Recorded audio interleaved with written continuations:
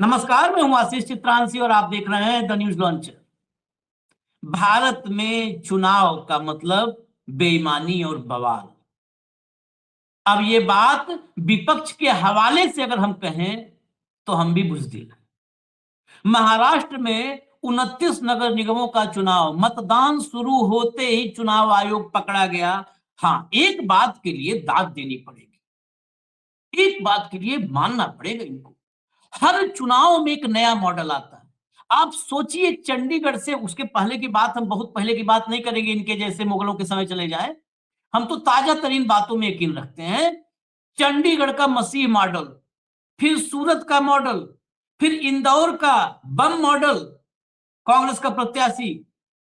उसके बाद तमाम मॉडल बिहार से बंगाल होते हुए अब ये नया मॉडल महाराष्ट्र में स्याही मॉडल आया। मतदान शुरू होते ही चुनाव आयोग पकड़ा गया। महाराष्ट्र में आज मतदान के दिन भयंकर बवाल की स्थिति है। ईवीएम और एसआईआर, इन दो चर्चाओं में आप रहते हैं ना, तीसरा इससे भी बड़ा खेल।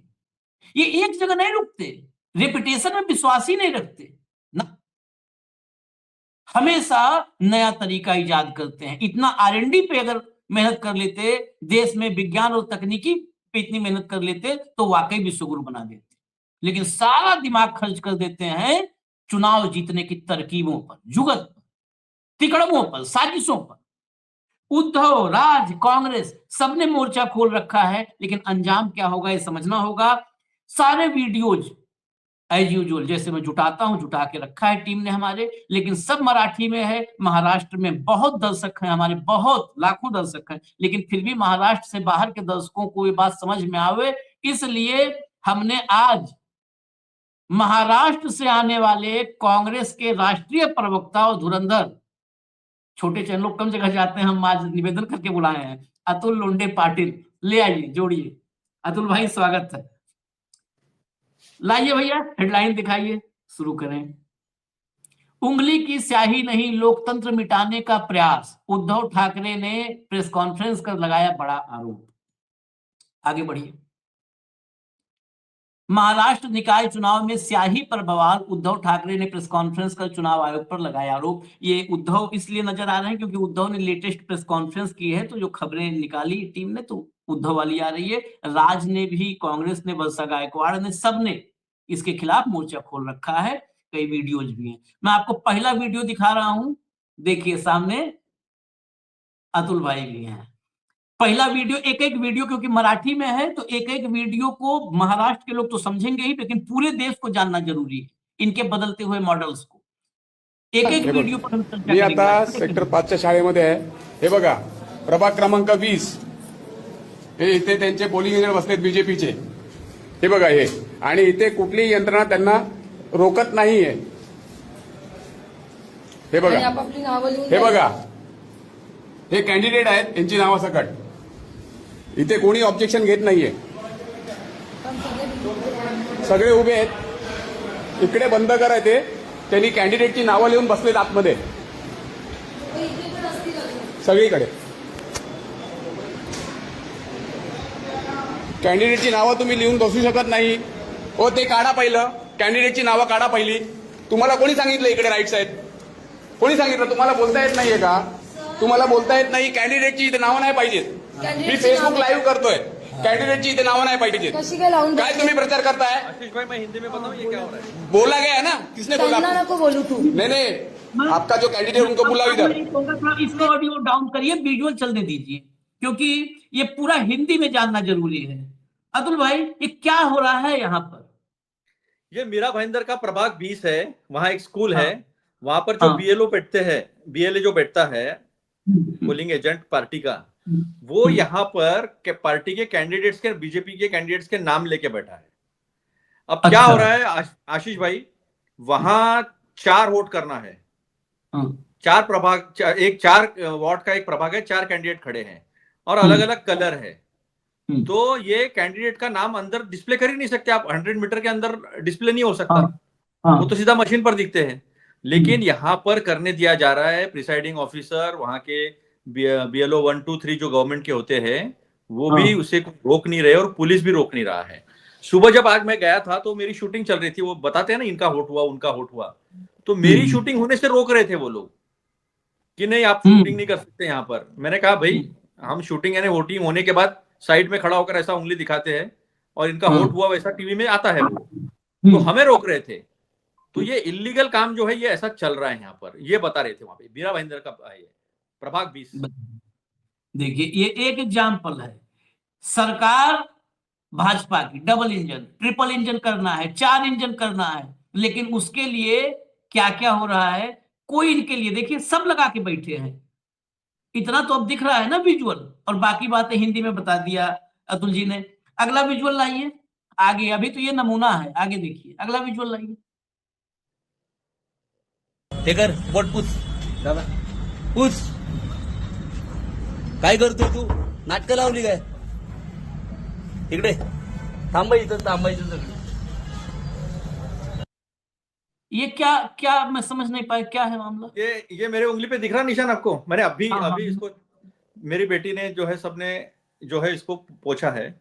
अभी मैंने भी मेरे पास तो थिनर नहीं था, तो मैंने ये अपना सैनिटाइजर जो है वो सैनिटाइजर लाया, तो ये 90% निकल गया ये अभी। मैंने सुबह 7:30 बजे उठ किया था क्योंकि मुझे हर बूथ पर जाना था, तो मैं 7:30 बजे उठ कर निकला। ये देखो ये यहाँ अब तक अभी मैंने अभी 2:45 बजे मैंने थिनर जो अपना ये सैनिटाइजर होता है ना, सैनिटाइजर जो कोविड में हमने काफी इस्तेमाल किया, उससे भी निकल गया ये। बताइए अगला विजुअल अभी और दिखाता हूं। 5 मिनट में जिन्होंने पोस्ट दिया, 10 मिनट में जिन्होंने पोस्ट दिया, वो पूरा निकल गया। मैं वो तो मैं देखता हूँ, विजुअल दिखाना है, वो विजुअल दिखाना है बिल्कुल क्लीन, जिन्होंने तुरंत, क्योंकि आप तो 7-8 घंटे बाद वो किए, साफ किए। प्ले करिए। वोटाची शाही का पुसायची? कारण काय ते? वोटाची शाही लावतो कशासाठी आपण? किती शाही 2-2, 3-3, 8-8 दिवस निघत नाही, बोगस प्रकार व्हावे नाही, मग हे केमिकल कशासाठी वापरायचे? आता तुम्ही तक्रार करणार आहे? तक्रार नोंदवणार, निवडणूक आयोगाकडे नोंदवणार आणि पोलीस स्टेशनलाही नोंदवणार। अगला विजुअल, अगला ये केमिकल दिखा रहा था। हाँ वो केमिकल दिखा रहे थे और वो केमिकल से केमिकल लगा के पोंछना शुरू था, वो उसने जब्त किया। ओके, पार्टी के कार्यकर्ता ने वो जब्त किया और उसने वो चुनाव आयोग को दिया। लेकिन चुनाव आयोग की अभी प्रेस कॉन्फ्रेंस चल रही है और चुनाव आयोग के जो मुख्य चुनाव आयुक्त थे राज्य के, दिनेश वाघमारे, वो यहाँ पर झूठ बोल रहे हैं। वो कह रहे हैं कि एक बार स्याही लगा दी तो 10 सेकंड में सूख जाती है, 10 सेकंड से ज्यादा समय वोट करने को लगता है, क्योंकि 4 वोट करना है।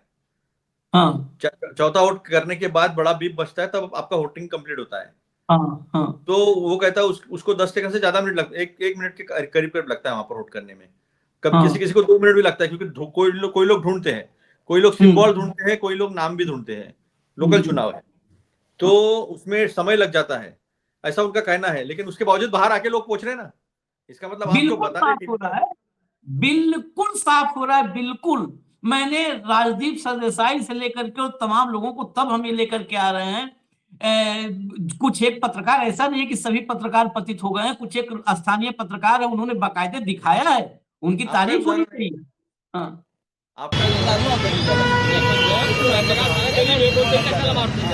गरीब कशाने काहीतरी करायला आला होता ना,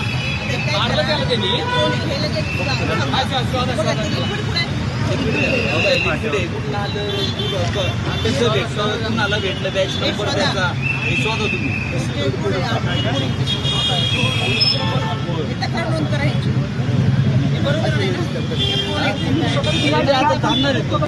क्या अतुल भाई?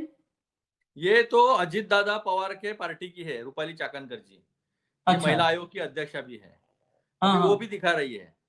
तो मार्कर पेन से ये लगा रहे, मार्कर पेन से तो हमने कभी देखा नहीं है। मैंने भी 8-10 चुनाव में, अगर आप देखोगे महानगर पालिका के चुनाव, विधानसभा, लोकसभा के चुनाव अगर देखे जाए तो 8-10 चुनाव में तो मैंने भी वोटिंग किया है। और स्याही एक बार लग जाती है आशीष भाई तो मांस निकल जाता है, लेकिन स्याही नहीं निकलती। स्याही निकलने को मैं आपको बताऊं, हमने जब ये संघियों का पैटर्न और भाजपाइयों का ये सब हथकंडे इनके लिए नए नहीं है, बस ये नए तरीके से लाते हैं कि जो स्याही बीक कर दो।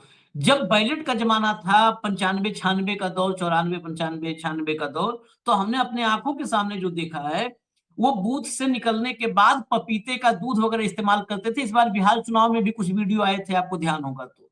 और इस बार लोगों को लगा कि बहुत नई चीज है। मैं आज बता रहा हूँ, ये संघ की पाठशाला को बहुत करीब से समझना है। कुछ भी नया नहीं है, ये सब गोलवलकर का दिया हुआ है, कुछ क्या नया हुआ? नहीं है।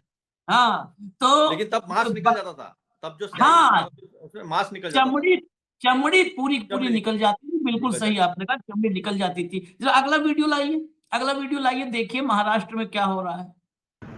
मी सचिन सावंत आत्ताच मतदान करून आलो आणि मुंबई महानगरपालिकेच्या माध्यमातून ही मतदानाची प्रक्रिया होते आहे. तिथे मार्कर पेन तुम्हाला शाई लावली जाते आणि ती नेल पॉलिश रिमूव्हरने काढली जाऊ शकते. आता माझ्या पत्नीने मला सांगितलं, मी आत्ता माझं स्वतःचं काढलेलं आहे, ते आपण पाहून घ्यावं. आता आपण माझ्या पत्नीचं बघूया, तिचं कसं काढता येतंय ते.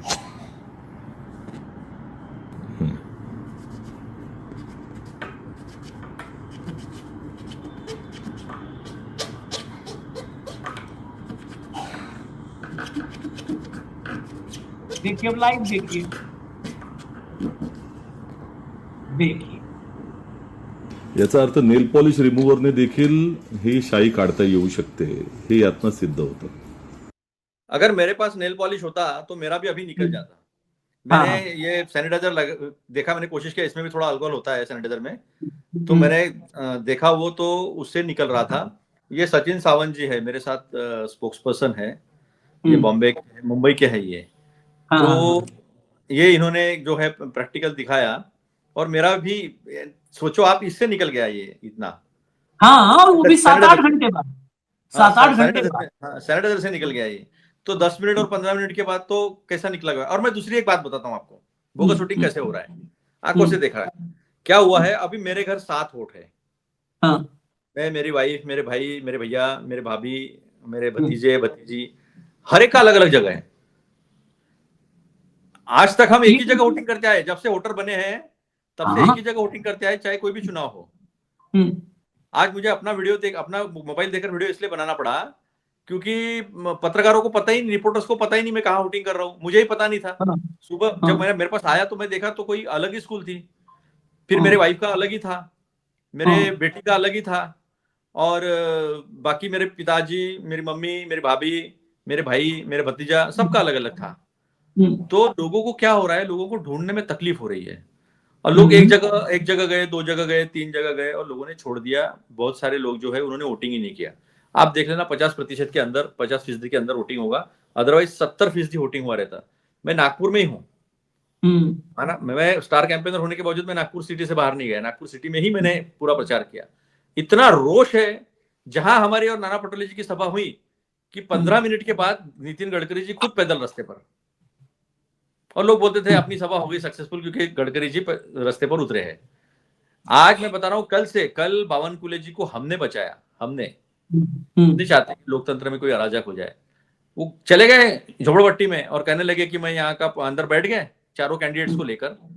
अब लोगों का कहना अलग अलग है कि पैसे बांट रहे, ये कह रहे कि मालिकाना हक के पट्टे दे देंगे. बोले ये अभी तक जब आचार संहिता लगी हुई थी, प्रचार चल रहा था, तभी क्यों नहीं इन्होंने प्रॉमिस किया. अभी आकर अंदर क्यों प्रॉमिस कर रहे. 1000-1500 कार्यकर्ताओं ने घेर लिया और आम लोगों ने वहां पर. और फिर उनके फोन आने लगे हमारे अध्यक्ष को, अरे भाई ये तुम्हारे लोग, क्योंकि पुलिस भी नहीं घुस पा रही थी अंदर.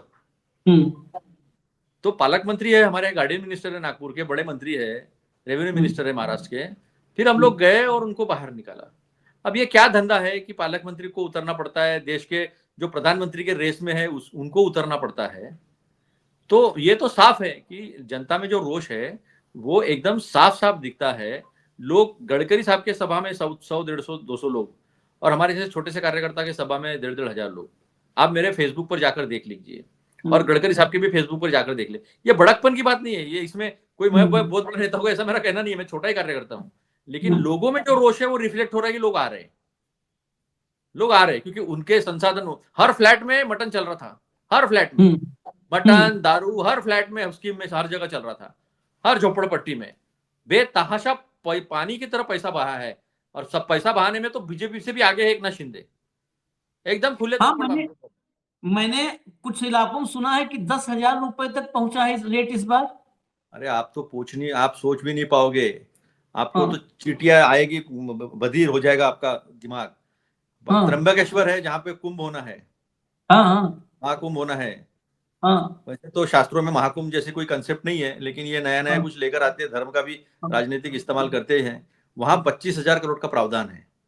हाँ। छोटी सी नगर नगर परिषद है, नगर हाँ। पालिका, छोटी सी।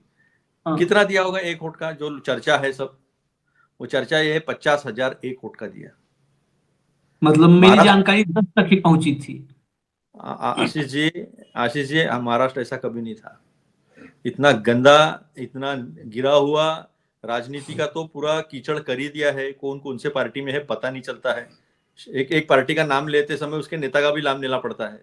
ऐसा महाराष्ट्र में कभी नहीं था। एकदम वर्टिकली डिवाइडेड थे विचारधारा पर, और बहुत अच्छे से चुनाव होता था, बहुत अच्छा राजनीतिक कल्चर था, एक दूसरे के प्रति सम्मान था, चाहे विपक्ष में हो, पक्ष में हो, सत्ता पक्ष में हो, एक सम्मान था एक दूसरे के प्रति। मैं आपको किस्सा एक याद दिलाता हूँ। जब नितिन गडकरी जी के बेटे की शादी थी, तो नितिन गडकरी जी ने दिल्ली में भी एक रिसेप्शन दिया था, क्योंकि तब वो अध्यक्ष थे, सत्ता हाँ। यूपीए की थी।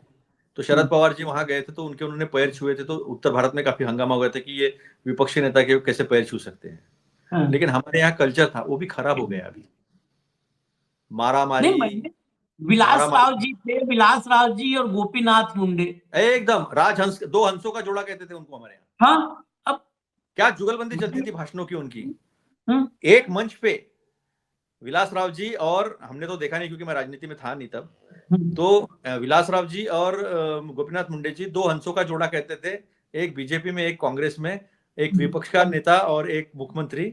और उनकी जो जुगलबंदियां चलती थी, तो कायल थे वो लोग। ये कल्चर था। कल्चर ऐसा भी था कि कोई बड़ा नेता गुजर गया, उसके घर से कोई खड़ा है, तो उसके खिलाफ कैंडिडेट नहीं देते थे। गोपीनाथ मुंडे जी के बेटे के खिलाफ कैंडिडेट नहीं दिया था किसी ने। पतंगराव जी कदम का देहांत हुआ था, उनके बेटे को कांग्रेस के, तब भी किसी ने नहीं दिया था। 2014 के बाद एक सभ्य, होशियार, परंतु जेंटलमैन मुख्यमंत्री बना, ऐसा सबको लगा। उसका नाम है देवेंद्र फडणवीस। अपसाइड डाउन निकले वो, जैसा सोचा था उसके एकदम विपरीत निकले वो, और उन्होंने पूरे महाराष्ट्र का जो है कचरा कर दिया। हो सकता है वो ऐसे नहीं हो, लेकिन अमित शाह जी के स्कूल में उन्होंने शिक्षा ली, और उसका परिणाम आज महाराष्ट्र में ऐसा है कि मारामारी दिख रही है, पैसा दिख रहा है। आप सोच नहीं सकते। मैं एक और किस्सा बताता हूँ आपको। आशीष जी, एमआईएम का सपोर्ट लिया अकोला की अकोला नगर परिषद में। फिर कहा नहीं, हम हटा देंगे। फिर क्या हुआ, कोऑप्शन रहता है, हर 10 सदस्य के पीछे, 15 सदस्यों के पीछे एक कोऑप करना पड़ता है। तो एमआईएम ने बीजेपी के कैंडिडेट को सपोर्ट किया। अब कैसे आप मुंह फेर सकते हो? अंबरनाथ में हमारे लोगों को, 12 हमारे पार्षदों को पैसा वैसा देकर, डरा धमका कर, या हमका उपाध्यक्ष देंगे ऐसा करके, उनको कांग्रेस और बीजेपी का गठबंधन बना लिया। गठबंधन कर हमने दिया। तुरंत, हमारे प्रेसिडेंट ने तुरंत 12 लोग जो है, 12 ही थे हमारे वहां पर, तत्काल प्रभाव से निलंबित कर दिया, और इन्होंने तत्काल प्रभाव से उनको अपने पार्टी में ले लिया। अब बताओ, पार्टी विद डिफरेंस। हम तो कांग्रेस मुक्त भारत करने निकले थे। अरे काय का कांग्रेस मुक्त भारत, बीजेपी मुक्त भारत हो गया है, और पूरा कांग्रेस ही बैठ गया है सत्ता में। कोई बीजेपी का नहीं है, 2-4 शीर्ष नेता छोड़ दो, बाकी सब आपको विपक्षी नेता दिखाई देंगे। तो क्या आरएसएस किस मुंह से बात करती है? किस मुंह से बात करती है? महाराष्ट्र को लेकर इसलिए आज सवाल आपसे इस पे कर रहा हूं, क्योंकि जब भी मेरी बात, हम और भाव, दो भाई इस न्यूज लॉन्चर को चला रहे हैं, हम कई बार चर्चा करते हैं। मैं हमेशा कहता हूं, क्योंकि मैं इतिहास का ही विद्यार्थी रहा, तो मैं हमेशा चर्चा करता हूं कि भाई, हमने जब पूरे देश में, आप देखिए, अलग अलग हर राज्य की अपनी खूबी है, उसका अपना सम्मान है, लेकिन महाराष्ट्र को लेकर मेरे मन में ज्यादा सम्मान इसलिए भी है क्योंकि जब भी इस देश में सामाजिक सुधार का आंदोलन हुआ, धार्मिक सुधार का आंदोलन हुआ, सबकी भूमि महाराष्ट्र रही। जब भी धार्मिक सामाजिक सुधार सब रही, उस महाराष्ट्र को क्या हो गया? कैसे आप लोग इनसे बचोगे? अगर ये इनके मुंह हैं, 100 मुंह हैं, सबसे हजम कर जा रहे हैं, लोकतंत्र लील जा रहे हैं, घुट जा रहे हैं, तो ये तो दायित्व तो है कैसे भी लड़ने का, कैसे भी। आप ये सोचिए कि ये कैसे बचेंगे। चाहता हूँ आज सुनना। हाँ आशीष जी, ये सोचिए ये कैसे बचेंगे। जड़ें इतनी मजबूत है। ये ज्ञानोबा तुकोबा संस्कृति बोलते हैं हम इसको। ज्ञानेश्वर महाराज, उन्होंने कहा ग्लोबलाइजेशन का सबसे पहला कंसेप्ट 12वीं शताब्दी में ज्ञानेश्वर महाराज जी ने दिया था। ये विश्वची माझे घर है, ये पूरी दुनिया ही मेरा घर है। ये पहली हाँ, बार उन्होंने कहा था, पसायदान उन्होंने दिया था कि जिसको जो जो चाहिए, जो जो जे वांछित ते लाहो. ये ज्ञानेश्वर महाराज जी ने कहा था. तुकाराम महाराज काफी यानी अंधश्रद्धा वगैरह के खिलाफ काफी बड़ा रिवोल्यूशन था उनका. और हमारे यहाँ हाँ, हमारा हिंदुत्व क्या है हमारे देश का, मैं आपको बताता हूँ. जिसको समझना है हिंदुत्व इस देश का क्या है, तो एक बार वारी में शामिल हो जाए. हमारे यहाँ हाँ, बहुत बड़ी वारी चलती है आषाढ़ी में. हाँ, आषाढ़ी एकादशी होती है ना, उसमें हमारी वारी चलती है. हमारा पांडुरंग भगवान है, हमारे भगवान है वो सबके. हाँ, तो वहां पर लोग जाते हैं तो जात धर्म रंग लिंग सब भूल के एक दूसरे को माऊली कहते हैं और एक दूसरे के पैर छूते हैं. वो कहना, पैर छूने का मतलब ये होता है कि सब एक दूसरे में पांडुरंग को देखते हैं, भगवान को देखते, हाँ, पांडुरंग भगवान को. और सब सब जात पात भाषा सब सब प्रांत सब भूल जाते हैं.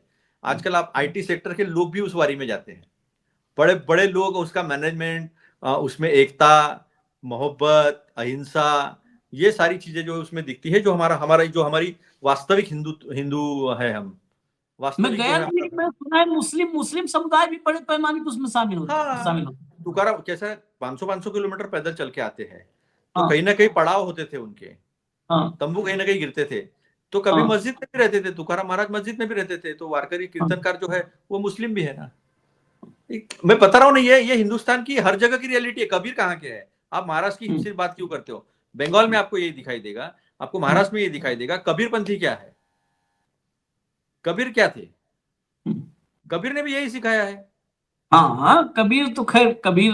ये हमारे हमारे हमारा जो अस्तित्व है ना, कि लोग कहते हैं अंग्रेजों ने आके हमको इकट्ठा किया. हो सकता है उन्होंने प्रशासनिक दृष्टि से किया होगा, एडमिनिस्ट्रेटिवली किया होगा, लेकिन हम एक ही थे ना.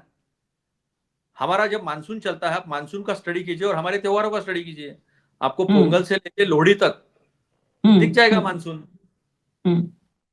तो हमारा भौगोलिक अस्तित्व जो है वो पहले से हमारे त्योहारों से, हमारे संस्कृति से मिला हुआ है. तो हम एक ही है. इसलिए कहता हूं ना कि बीजेपी बहुत छोटी चीज है. आरएसएस की विचारधारा बहुत छोटी है और बहुत संकीर्ण है. वो इस देश को खत्म नहीं कर सकती. वो खत्म हो जाएंगे. ये विनाशकाली विपरीत बुद्धि है जो वो कर रहे हैं. उनको अच्छा मौका मिला था, अच्छा काम करने का. एक सशक्त विपक्ष और सशक्त सत्ता पक्ष का मौका, जो बोलते हैं ना मैच्योर डेमोक्रेसी, वैसा मौका मिला था. लेकिन उन्होंने वो गवा दिया, क्योंकि जो भारत की प्रकृति नहीं है वैसा भारत को बनाने की उनकी कोशिश रही है. और ये कोशिश कभी कामयाब नहीं होगी. 11-12 साल कोई बहुत बड़ी चीज नहीं होती आशीष जी. देखना ताश के चलिए, पत्तों पर ढह जाएगा ये. मैं ये ताश के मान पत्तों लिया पर ढह जाएगा. मैं मान लिया आपकी बात की ये कोशिश कामयाब नहीं होगी. कार्यक्रम का वक्त भी हो गया, लेकिन फिर भी मेरे मन में, क्योंकि जो मैं बार बार सवाल करता हूं, लड़ाई कैसे लड़ेंगे?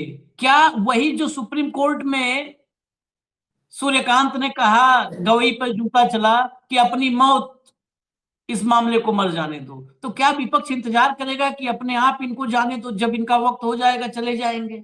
भैया, ये देश की जनता है ना, हम्म, उन लोगों से लड़ पड़ी थी जिनके साम्राज्य पे सूर्यास्त नहीं होता था. हम्म। तो ये नया है. पुरानी बोतल में नई दारू है ये बीजेपी. उस समय अंग्रेजों के ही धोती अंग्रेजों की उस समय औलाद है और नया धोती गांधी भी लपेटा है. हुआ गांधी था. उस समय एक अभी 40 किलो का धोती लपेटा गांधी था, अतुल भाई. अभी भी टी शर्ट वाला गांधी है, चिंता मत करो आप. गांधी है और टी शर्ट वाला है. और ये टी शर्ट क्यों पहनी आपको पता है क्या? उन्होंने काफी हाँ, मजाक उड़ाते हैं लोग. हाँ, उनको कुछ तमिलनाडु में कुछ लोग उनको मिलने गए थे, गरीब लोग. हाँ, हाँ, और ठंड थी तब थोड़ा. तमिलनाडु में हाँ, ठंड होती है. तो उनको कांपते हुए देखा और तब ये टी शर्ट पहन के थे. उसके बाद उन्होंने डबल कपड़ा नहीं चढ़ाया, इसलिए वो टी शर्ट पे है. वो आदमी मिल गया लोगों के साथ, लोगों के दुखों के साथ मिल गया. ऐसे आप सोच नहीं सकते कि गरीब आदमी जब 2-2 3-3 दिन नहाता नहीं है, वो जाके गले लग सकता है. किसी ने उल्टी कर दी पैर पे, लेकिन पैर हटा नहीं वो आदमी का. कैसे कहते आप गांधी नहीं है? गांधी है ना, हर वक्त है. कृष्ण के रूप में भी थे, महात्मा गांधी के रूप में भी थे, और अभी राहुल जी के रूप में भी है. कोई कहे मुझे चमचा कहेगा, कोई कुछ भी कहेगा, लेकिन मैंने वो इंसान को देखा है. मैकेनिक से हाथ मिलाते हुए उसका हाथ गंदा नहीं हुआ. हमारे तो गरीब घर से आए हैं, जिनके बहुत क्या क्या नहीं उन्होंने देखा है. मुसलमान के यहाँ से, उनके यहाँ बिरयानी आती थी ईद में, उनके यहाँ खाना नहीं बनता था. पठान का बच्चा है ना, ये सब कुछ है. लेकिन 10 लाख का सूट पहनता है, 3-3 सूट बदलता है, और 40 फुट लोगों से दूर चलता है. और जिसके घर में 2-2 हत्याएं हुई है, 2-2 हत्याएं हुई है, पिताजी को जिन्होंने समेट के लाया है, एक एक टुकड़ा जमा करके लाया है, दादी को जिसने छलनी होता देखा है, और वो इकलौता बेटा, वो सोनिया जी ने अपना बेटा लोगों में छोड़ दिया है. ये अंतर है सच और झूठ का. तो ऐसा मत कहो गांधी नहीं है, गांधी है और लड़ रहा है। नहीं, मैं चलो आपकी बात से मैं एक मामले में सहमत हूं, चलते चलते फिर वक्त हो गया, लेकिन मैं एक आपको और एक घटना बता देता हूं। आप पूरे दिन अलग अलग चैनलों पर बहुत सारे जो है इनका सामना करते हैं, तो हो सकता है कहीं पर एक वो भी आए आपको कोट करने के लिए, और बिल्कुल मैं ऑथेंटिक रिपोर्ट बता रहा हूं। इसमें कोई दो राय नहीं है कि राहुल गांधी को निजी तौर पर हम लोग राजनीतिक लोगों को पत्रकार के रूप में ये देखते हैं, समझने की कोशिश करते हैं कि इसका मूल स्वभाव क्या है।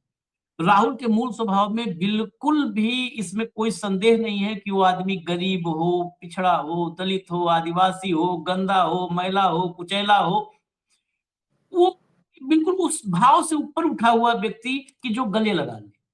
मोदी जी का एक इस देश में सबसे बड़े इवेंट्स, मोदी जी तो हर दिन इवेंट करते हैं, बड़े इवेंट में से एक इवेंट था प्रयागराज में, उन्होंने पांव धुले थे कुछ सफाई कर्मियों के, याद होगा आपको 19 के वक्त। उन सफाई कर्मियों पर एक रिपोर्ट की गई कई साल के बाद। उस रिपोर्ट का मैं आपको हूबहू वो बता रहा हूं। एक सफाई कर्मी ने बताया क्या कैसे हुआ था वो इवेंट। वो संगम के किनारे सफाई कर रहा था, उसके ऊपर वाले जो थे साहब वो आए, कहा साहब आए हमारे और कहे कि चलो गाड़ी में बैठो। वो मुझे गाड़ी में बैठा के ले गए बड़े साहब के पास।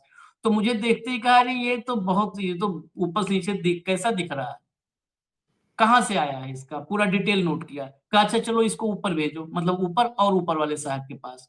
वहां पर लेखा जोखा नोट हुआ, फिर उसको कुछ लोग लेकर के चले गए उसका ओवरहॉलिंग करवाने के लिए। उसको डेंट पेंट किया गया। अतुल भाई ये रिपोर्ट कोई कहेगा देश में मैं दिखा दूंगा। उसको डेंट पेंट किया गया, मतलब ओवरहॉलिंग हुई, उसको सलून में ले गए, नहलाए धुलाए, सब दुरुस्त किया। सब करने के बाद उसको फिर एक अफसर के पास जाया गया। वहां पर ले जाने पर उसका जो एड्रेस था वो वेरीफाई हुआ, बांदा का रहने वाला था। मैं भी बता दे रहा हूँ, बांदा में वेरिफिकेशन हुआ कि यहाँ का है। वो आनंद फानंद में पता चला कि हाँ कोई क्रिमिनल ट्रैक रिकॉर्ड और ये सब नहीं है। फिर उसको जो है बिग बॉस के कमरे में ले जाया गया। बिग बॉस का कमरा इसलिए मैं कह रहा हूँ कि ये उसी का कोर्ट था कि एक कमरे में हमें ले जाया गया। वहां पर मेरे जैसे 18-20 थे और चारों तरफ कैमरे लगे थे। कैमरे मतलब कमरे में पहले से सब बिग बॉस का कमरा फिट था, वहां कैमरे लगे थे। फिर वहां पर शॉर्टलिस्ट किया गया तो 5 को या 6 को रोका गया जिनके पांव पखारा था। हमारे जो है गरीब माँ के बेटे ने, गरीब बेटे ने, फिर उनका पांव पखारा। तो वो जो है बताया कि फिर आए, जब 5-6 लोग बच्चे कैमरे में लगे थे, हम लोग को समझ में नहीं आया, कहा गया कि अभी आएंगे मोदी जी। आए और आ करके मोदी ने लिटरली कुछ नहीं पूछा। वो पानी उनी सब रखा होगा, 250 रुपए वाले बोतल का पानी परात में, उन्होंने अपना वो फॉर्मेलिटी किया और दनादन कैमरे चमके, चारों ओर से closeup, zoom in zoom out, Sanjay Leela Bhansali की फिल्म की शूटिंग हुई। और उसके बाद साहब वहां से निकल गए। और जब ये रिपोर्ट तैयार हुई थी, मैं वक्त हो गया लेकिन मैं दर्शकों के लिए कह रहा हूँ और आपके लिए रोक करके कह रहा हूँ, जब ये रिपोर्ट हुई थी उसके फोटोग्राफ्स भी मैं ढूंढूंगा तो मिल जाएगी। वो उस मतलब बुजुर्ग था, उसका बेटा और बहू थे। तो एक ही 10x12 का एक वो था, झुग्गी थी उसकी, आप कह लीजिए। उसमें बीच में जैसे पुरानी धोती, पुरानी साड़ी टांग देते हैं ना, पहले भी हमने देखा है गांव में ऐसा, पुरानी साड़ी टांग करके एक तरफ बेटा बहू सोते हैं 10x12 में और एक तरफ वो सोता है। उसका पांव धुला था इस देश के प्रधानमंत्री ने, दुनिया के सर्वाधिक लोकप्रिय नेता ने। ऐसा पांव धुलने आवे तो हम पानी और पांव दोनों न जिंदगी में टच करें, अपने पांव हम काट के छोड़ देंगे। बताओ, जिस आदमी फिर पता चला साड़ी इधर टांग करके उधर बेटा बहू सो रहा है, ये स्थिति। और वो बांदा से लेके प्रयागराज तक के हर अधिकारी के यहाँ और डीएम के यहाँ चक्कर काट चुका है, माथा अपना पटक चुका है कि साहब प्रधानमंत्री हमारा पांव धुल के गए थे, कुछ तो दे दो, प्रधानमंत्री आवास दे दो। कलावती का ये है, कलावती का भी उदाहरण है हमारे महाराष्ट्र के। हाँ, कलावती का भी उदाहरण है। बहुत सारे ऐसे हैं, बहुत सारे हैं। ये है अंतर। चलिए खैर, हम लोग विषयांतर हो गए, दर्शकों से मैं क्षमा मांगता हूँ। विषयांतर हम महाराष्ट्र में ये चुनाव आयोग का जो धांधली है, खेल है, इसको हमने अतुल भाई के सहारे समझा, मराठी में भी और समझा, देखा। अब चुनाव में मतदान खत्म होते होते फिर उनको जाना है, तो अभी हम आपसे इजाजत लेंगे। धन्यवाद अतुल भाई, आपने वक्त दिया, बहुत बहुत धन्यवाद। नमस्कार।